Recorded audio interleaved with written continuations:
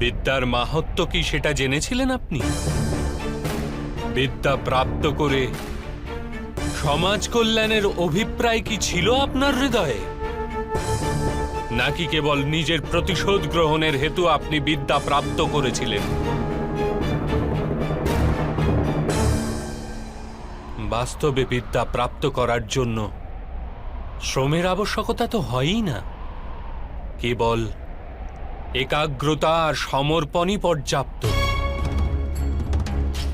জ্ঞান তো আত্মার সহজ গুণ, আর আপনি তো বুদ্ধিমান। আপনিই বলুন না, বিদ্যা গ্রহণ করার সময় মন একাগ্র কেন থাকে না?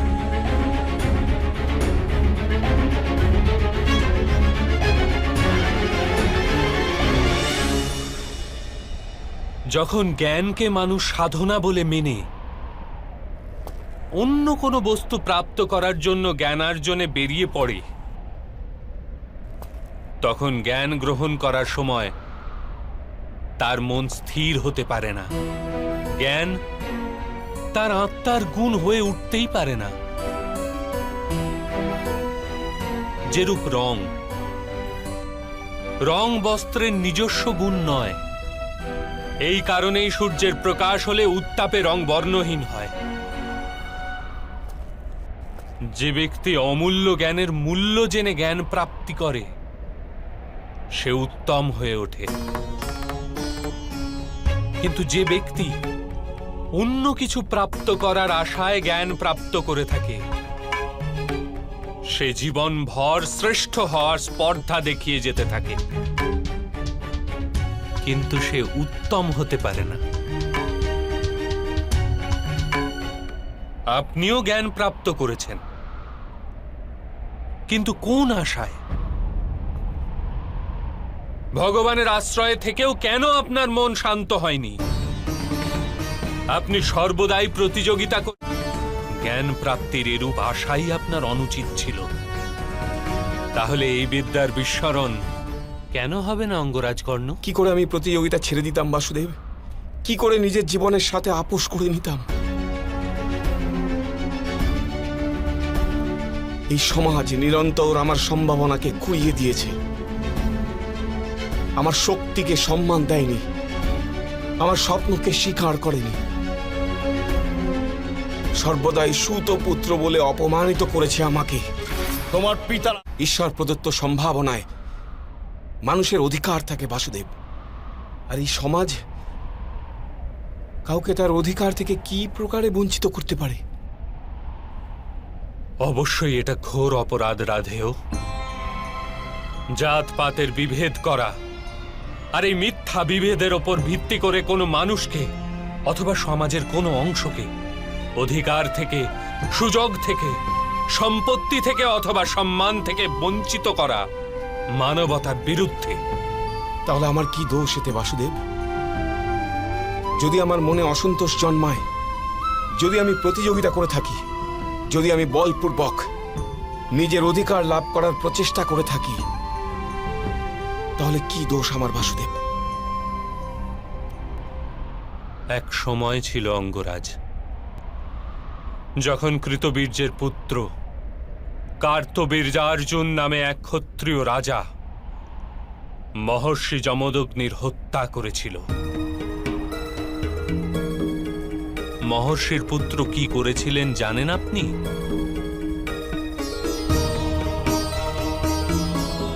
উনি নিজের পীড়ার মধ্যেও চিন্তা করেছিলেন যে কেন তার পিতা মহর্ষি যমদগ্নির হত্যা করা হলো, কোথায় বিস্তৃত হয়েছে অধর্ম। উনি নিজের পীড়া বিস্মরণ করেছিলেন, সমগ্র সমাজের পীড়াকে আপন করে নিয়েছিলেন, আর অধর্মী ক্ষত্রিয়দের বিনাশ করে সমগ্র আর্যাবর্তকে শুদ্ধ করাই জীবনের মন্ত্র করে নিয়েছিলেন। যদি উনি কেবল প্রতিশোধ নিয়েই সন্তুষ্ট থাকতেন, তবে আজ ভগবান পরশুরাম নামে অভিহিত হতেন না।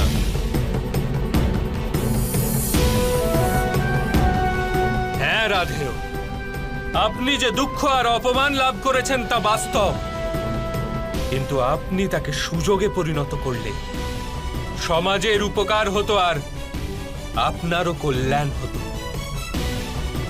আপনার ন্যায় শক্তিমান মানুষের আধার যদি অন্য শোষিত ও পীড়িত লোকেদের প্রাপ্ত হতো তাহলে কত জীবন সুখপূর্ণ হতো। আপনার নিকট সম্ভাবনাও ছিল, সামর্থ্যও ছিল, আর সেই পীড়ার অনুভূতিও ছিল।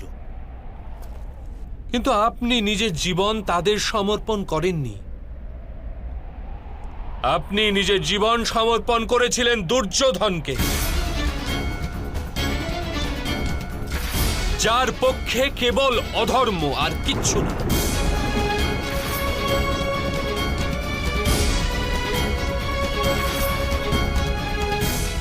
এখন দেখুন নিজের স্থিতি।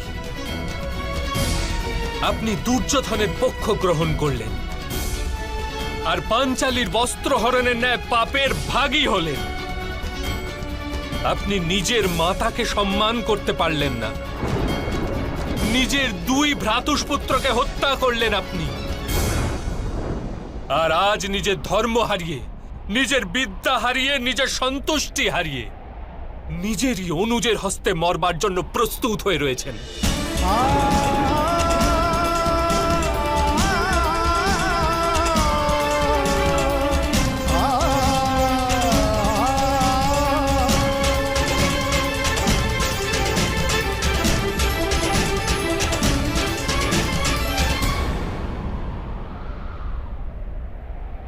আপনি যথার্থ বলেছেন বাসুদেব।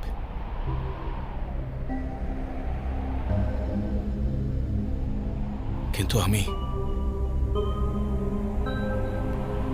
মিত্র দুর্যোধনের উপকারকেও বিস্মরণ করতে পারবো না।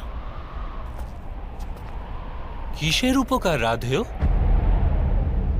আপনার সাথে মিত্রতা করার পশ্চাতে কি দুর্যোধন সমগ্র হস্তিনাপুরের সুত ও নিপীড়িত মানুষকে বিদ্যার অধিকার দিয়ে দিয়েছিলেন?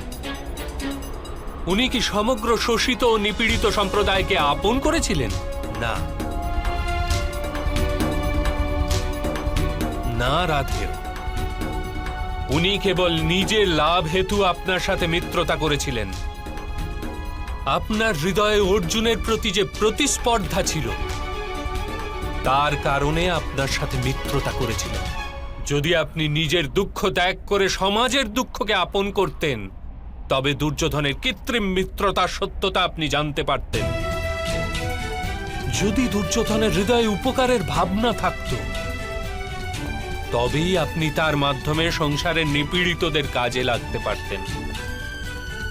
বাস্তবে তাকে সমস্ত অধর্ম ও অপরাধ থেকে মুক্ত করতে পারতেন। কিন্তু আপনি এই সত্য জানেনই।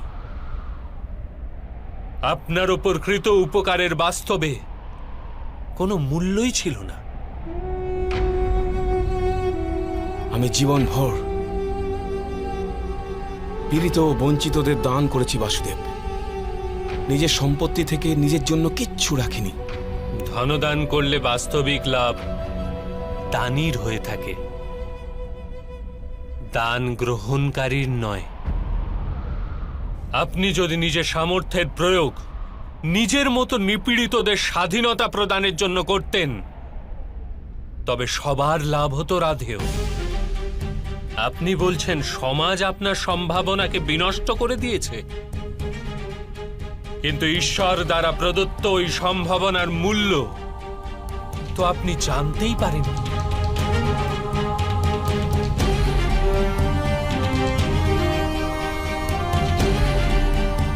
একটি সত্য জেনে রাখুন, যে ব্যক্তি সমাজের জন্য বেঁচে থাকে তার স্বয়ং নিজের লাভ হয়, কিন্তু যে ব্যক্তি কেবল নিজের জন্য বেঁচে থাকে সে স্বয়ং ও সমাজ দুজনেরই হানি করে থাকে। কুরুক্ষেত্রে আজ যে বিধ্বংস ঘটছে তার কারণ না দুর্যোধন, না তো মামা শ্রী শকুনি। এই পাপ তিন মহারথী করেছেন: মহামহিম ভীষ্ম, গুরু দ্রোণ আর আপনি। রাধেয়।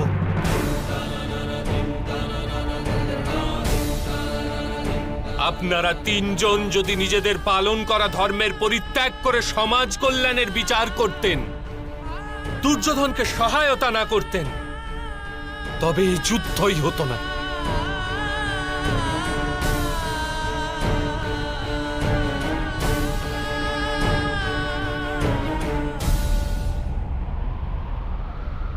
আপনি যথার্থ বলেছেন বাসুদেব।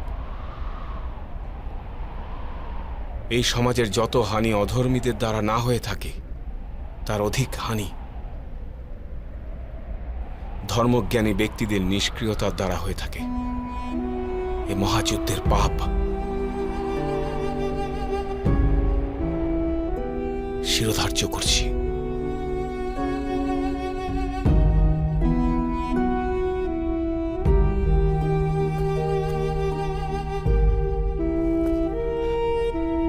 এবার সময় হয়েছে রাধেয়।